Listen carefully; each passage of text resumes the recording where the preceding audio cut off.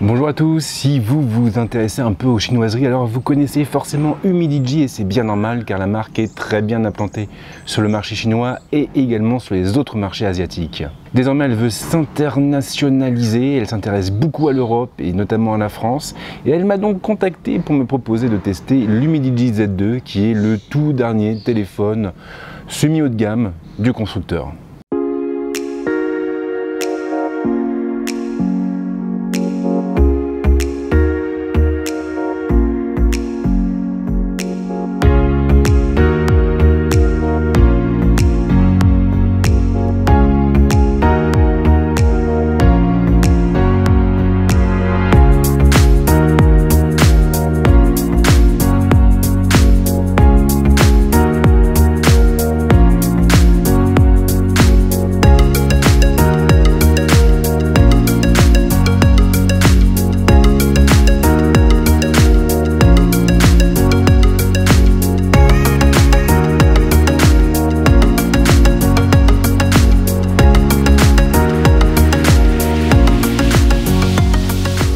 Alors Humidigi n'est pas une boîte récente, elle a ouvert ses portes en 2012, elle est basée à Shenzhen et elle a réussi à s'imposer sur le marché grâce à sa politique tarifaire extrêmement agressive.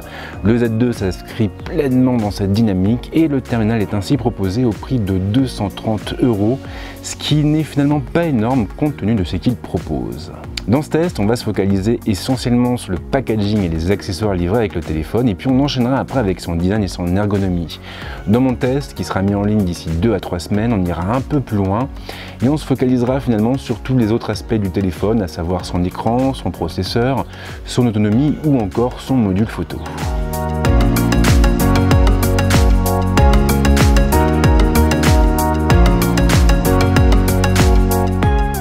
Et histoire d'ouvrir le bal, on attaque directement avec le packaging et les accessoires.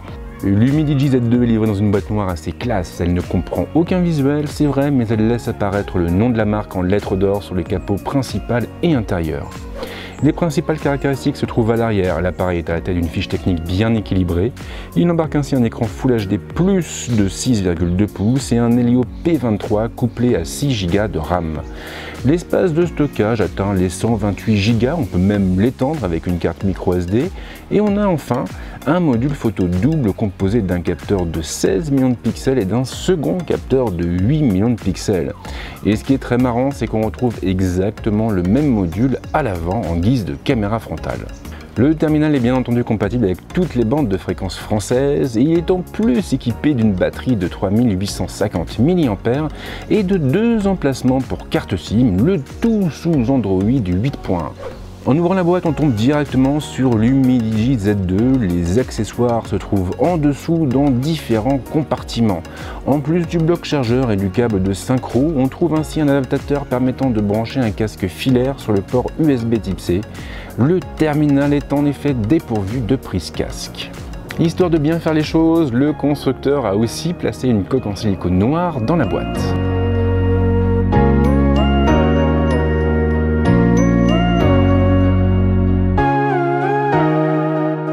L'offre est plutôt complète, c'est vrai, mais ce qui vous intéresse sans doute, c'est le téléphone et justement, le moment est venu de passer à son design et son ergonomie.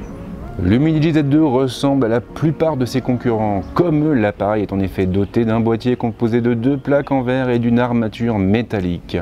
Ce qui est intéressant, c'est que le constructeur a opté pour un dégradé de couleur à l'arrière afin de donner un peu plus de cachet à l'appareil. Plusieurs versions sont disponibles au catalogue et en ce qui me concerne, c'est le modèle Twilight qui m'a été envoyé. Et si ce terme ne vous est pas complètement inconnu, c'est normal car Huawei propose aussi un coloris Twilight sur le P20 et le P20 Pro. Et si vous voulez mon avis, quelque chose me dit que les deux géants chinois risquent de ne pas être très copains à l'avenir. L'écran est très imposant, il recouvre presque l'intégralité de la façade du boîtier. Humidigi a conservé une fine bordure sous la dalle. Et en revanche, la partie supérieure est coupée par une encoche. Cette dernière est un poil plus longue que celle du P20 et du P20 Pro où elle se rapproche du coup davantage de l'iPhone X. Si l'écran est totalement plat, la plaque arrière est légèrement bombée pour sa part afin d'offrir la meilleure préhension possible. Et le fait est que le terminal est vraiment très agréable en main. De manière plus générale, les finitions sont excellentes et l'appareil a fière allure. Humidigi a apporté le plus grand soin aux détails et la construction de l'appareil inspire confiance. L'ergonomie du terminal est plutôt conventionnelle. La trappe permettant d'accéder aux cartes se trouve sur le flanc gauche et les 3 boutons habituels sont de l'autre côté sur le flanc droit. De haut en bas, on trouvera les 2 contrôles du volume et le bouton de mise sous tension. Le connecteur USB type C est placé sur la tranche inférieure, il est encadré par 2 grilles abritant les microphones et haut-parleurs.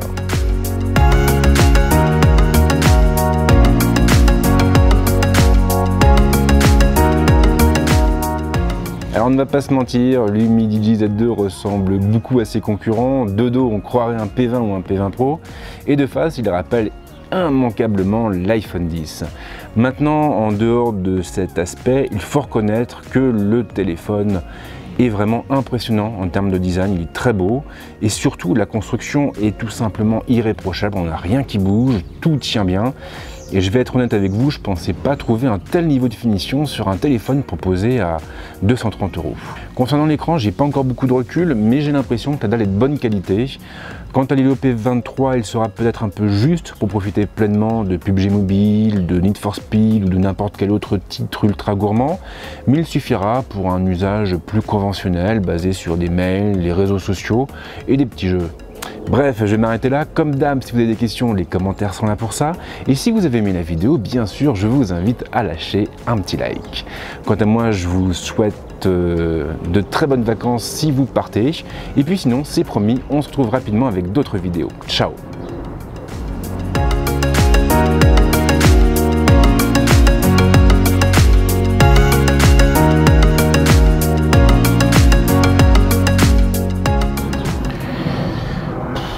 Il fait chaud, hein. Ah, c'était pas facile quand même. En plus, j'ai oublié de leur... Merde, oui, c'est ça, j'ai pas... J'aurais pas demandé de liker. Si, j'aurais demandé de liker, mais j'aurais pas demandé de s'abonner à la page. Enfin, à la chaîne.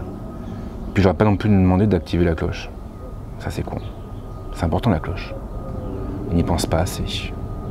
Surtout depuis le changement d'algorithme de YouTube, qui est franchement à chier, disons-le, mais... Ouais, la cloche, j'ai zappé la cloche. J'en étais sûr que j'ai zappé un truc. C'est galère quand même.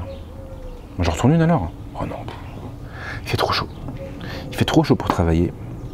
Puis là, ça va être le match de foot. Ouais. Ouais, c'est bon. Ça ira bien comme ça.